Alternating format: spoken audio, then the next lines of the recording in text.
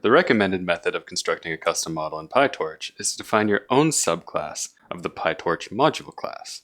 In order to do this, a bit of knowledge of Python classes is necessary. For this demonstration, we will need to import torch.neuralNetwork as nn, and obtain the ordered dictionary from the collections library. For our class, first we name it convolutional, and ensure that it is a subclass of the nn.Module class. Next, we define the init method. Here, we initialize our superclass, define our sequential containers, and fill those containers with our convolutional and rectified linear unit layers as usual. The first sequential container defines the first layer of our convolutional neural network.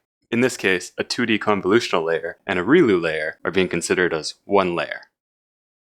We can also define our second layer in an equivalent but slightly cleaner way by passing an ordered dictionary from the collections library to the sequential container when we initialize. The reason we pass an ordered dictionary instead of a simple list is it allows us to name our layers, which helps a lot if debugging of the network is required in the future.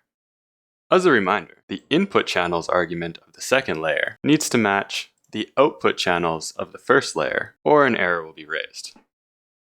Next, we need to define the forward method of our subclass.